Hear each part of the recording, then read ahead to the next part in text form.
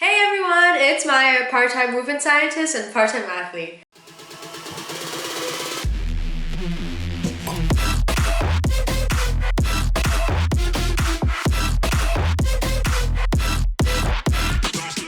For today's video, I'll be talking about 10 things that I've learned while starting bodybuilding.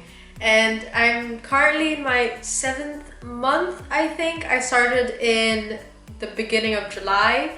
And I thought now would be the perfect time. I've learned so many things throughout these 7 months and I can't wait to share them with you. Let's get started, shall we? And of course, before I start this video, today I'm joined by my lovely doggo, Cosmo. So if he snores, yeah, sometimes he snores really loudly, so if he starts to snore really loudly, then I'll just talk louder. So yeah, let's get to it. So the first thing that I've learned whilst doing bodybuilding is that putting on muscle requires that you eat a lot of food. So for me, I have increased by so my calories have currently increased by over 1,000 from my maintenance calories. And so I'm currently in my bulk phase. So that means that you'll need to eat in a caloric surplus to be able to build some muscle. So I'm currently eating 3,000 calories on my training days and 2,700 on my rest days. That's a lot of food if you think about it. For being 50 kilos and only being 158 centimeters, so that's 5'3". Yeah, I know, a lot of you may think that I'm really tall, but no, I'm not. Unfortunately, I'm just really good at taking photos, I guess, to make myself look longer. Going back to the main topic, is that you really have to eat a lot to be able to put on muscle. And I've now been seeing a lot of growth in my legs from the beginning of July. So it does pay off. Like, I know it might suck to think that you might be gaining weight, your lines will be going away, but trust me, it's for a better cause, and trust that your coach knows what he or she is doing.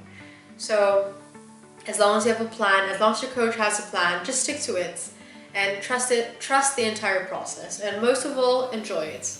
Because I mean, how often do you get to eat so much food? And my second point is that when I mean eating a lot of food, I don't just mean eating a lot of junk food. I mean eating still healthy and foods that are good for recovery, that will help fuel your body. And yeah, and the one thing that I know many of you will think is that, oh my god, you're a bodybuilder, you probably just eat like hundreds of eggs and just drink protein shakes all day. But no, that is not the case. We actually eat a lot of other things like rice, pasta, potatoes, chicken, beef, fish, prawns. I mean, we basically eat anything or everything, I would say, and we're not really limited to anything.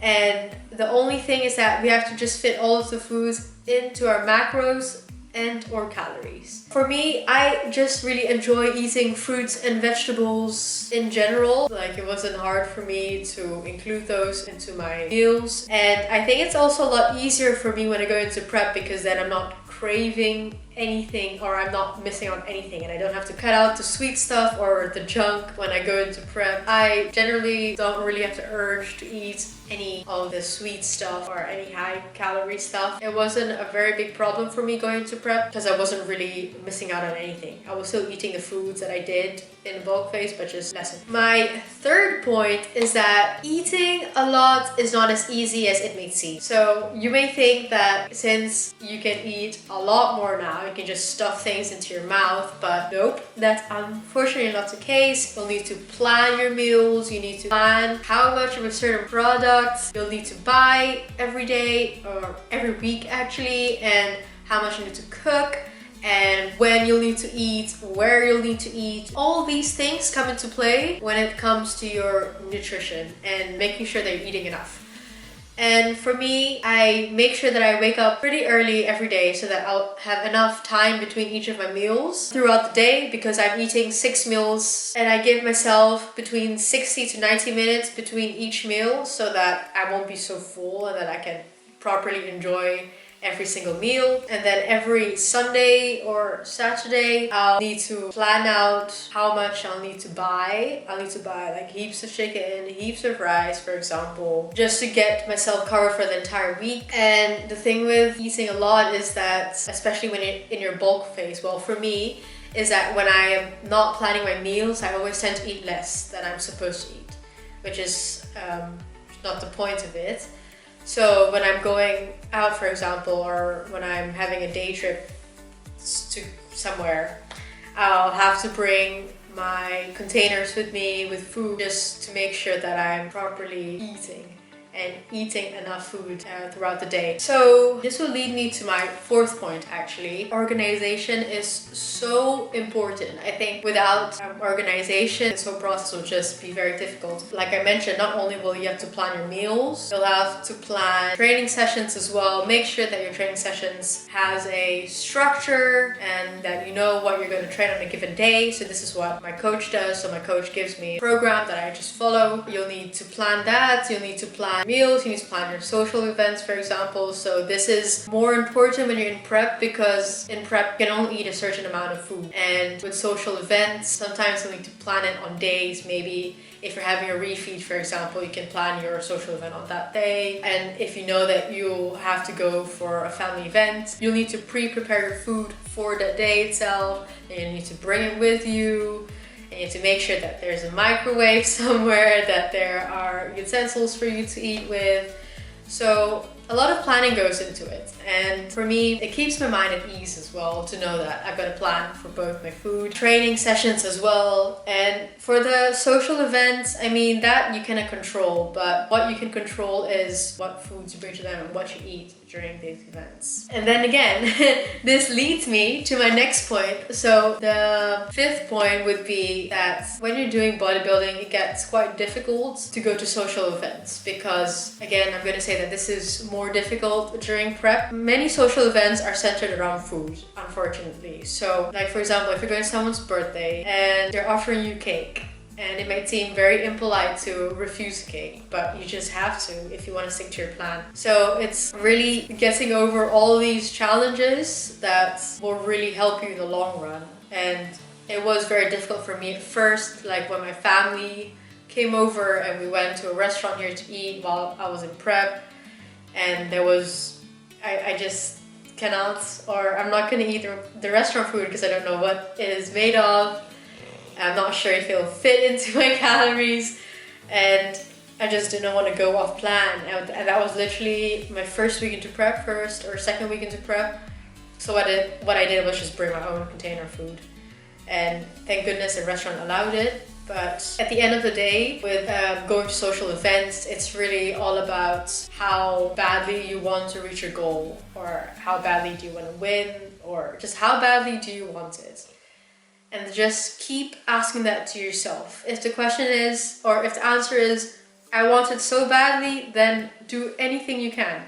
Because the only person that's stopping you from reaching your goal will be yourself in the end of the day. So it's not anyone's fault, but you. The sixth thing that I think is really important that I did not realize or did not know before coming to bodybuilding was that this sport is so expensive. It's a very expensive sport, not gonna lie.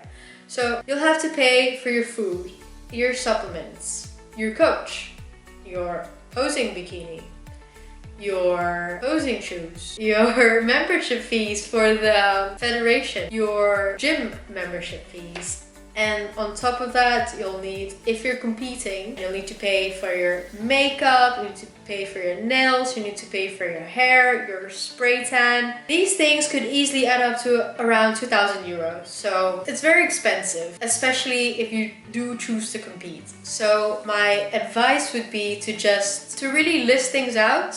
And for me, I list everything out and I put the prices next to it and I total them. So I either know this, so I'll know this like months before. So what I do is, okay, I know the final price and I'll do my best to save up for the competition. And if that's really not possible, then I would advise that you just wait one more year to compete when budget is not a limiting factor for you. You just have to be prepared. Yeah, that's just the way it is. And the seventh thing that I have is that ever since you start bodybuilding, you'll get a lot of questions thrown at you. So why are you training this? Why aren't you training that? Why are you so skinny? Why are you so big? Why are you eating so little? Why are you eating so much? Are you on drugs? Are you on steroids? Are you this? Are you that? Like, it's endless. I think the questions never end because people just don't understand the sport. And I totally get that because I didn't get it either before starting.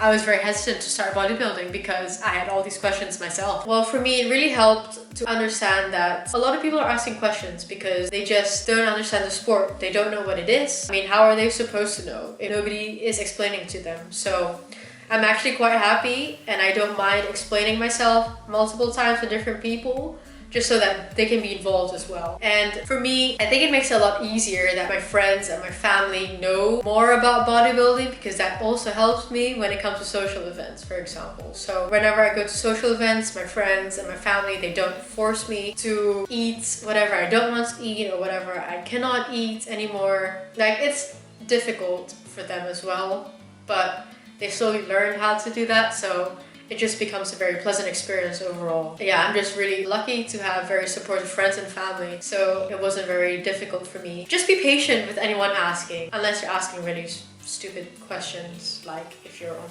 drugs. But if they're asking about the sport, just explain it to them. And the eighth thing that I have on here is that bodybuilding gave me a lot of confidence. I don't know why or where or who did or what gave me confidence, but I feel that I'm a lot more confident now than I was before I started bodybuilding. I think it's because I'm now not afraid to show off my body, as in I'm really proud of my body now. Like, before I started bodybuilding, I was always so afraid that my biceps will get too big, my legs will get way too big. I mean, my legs were already big, but I was just not happy about them because my legs are so much bigger than the rest of my body. But how perfect is it that there's a separate division in women's bodybuilding that caters to women with bigger lower bodies? Like, what? I thought that was perfect. And what I still love about bodybuilding is that you really learn to accept every single stage of your body. So whether you're in prep phase or whether you're in bulk phase, like, you'll start to love both or all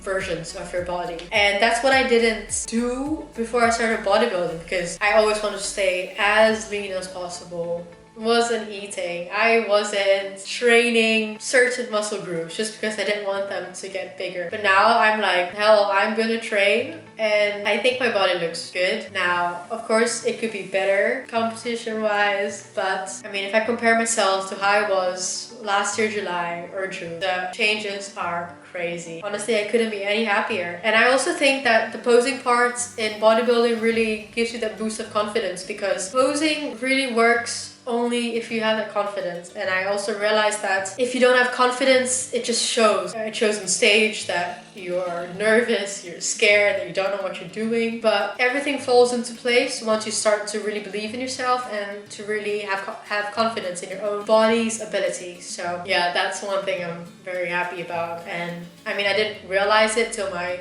boyfriend said it to me as well, like, wow, if we just look at the photos from now and before I started, not only did I change physically, but also mentally. Like, the changes are just huge. I don't know how to explain it. Don't know if I can even explain it correctly or if it's understandable, but there are changes there. Positive changes. The ninth thing is that once you start bodybuilding, you'll start to look at your body differently. For me, at least. Before I started bodybuilding, I only saw my body as arms, abs, legs. But now that I started bodybuilding, I look at my delts, my traps, my lats, my obliques, my hamstrings, the glutes, abductors. I literally look at every single muscle group now. For me, how I see it is that when I look at different muscle groups, it's like I look at them, I'm like, it still can be improved. or I think that's doing great. It was very difficult for me to accept, especially, okay, bodybuilding, as you all may know, is a solely aesthetic sport. So they really focus on how your body looks like, and they will nitpick each muscle group that doesn't look good. So I've never had somebody say, oh, you have very good hamstrings, like your quads are good. It was weird. Or you still have to work on your shoulders. It's like, what? You know, at first it was like a culture shock to me. Like, it's weird that people are looking at such specific body parts, but once you get into the sport and once you realize as well that the only competition in the sport is really just you, then you'll just start to enjoy and love the whole entire process. Okay, sorry, my camera just cut me off, but my last point was that training, or bodybuilding training, is so tough. So before I started bodybuilding, I did CrossFit, rugby, and track.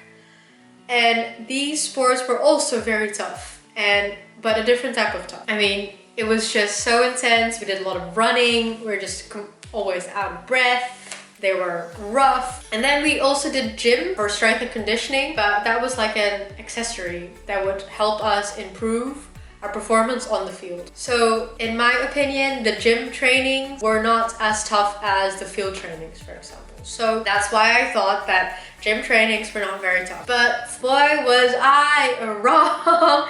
Yeah, when I started bodybuilding, I started to really focus on my form, my tempo, the weight that I'm using, and every training session leaves me feeling so dead. But dead in a good way, as in all the muscles that I wanted to train, that were properly trained, the intensity was high, and I did not leave anything in the tank. So I could not have done more in a training session. And I realized that if you just do it right, then training should not be easy at all. And also, you cannot just compare gym training with other trainings from other sports, because bodybuilding, first of all, is a separate sport and you just cannot compare it. I used to underestimate gym training, but now it's just tough. It's equally tough. Tough in a different way, but still tough. That was all of my 10 points actually that I've learned from bodybuilding. I mean, there are a lot of things that I've learned from bodybuilding, but these are like top 10 things, I would say. So I hope by me explaining this that you guys also learned something from bodybuilding, and if you are a bodybuilder yourself, did you relate to any of these? Do let me know in the comment section below. Also, please do let me know what other videos you'd like to see from me, and hopefully I'll start to video more and upload more, because I really need to do so. If you did enjoy this video, please don't forget to give this video a thumbs up, and also subscribe to my channel if you haven't already done so. And I'll see you in the next one. Bye!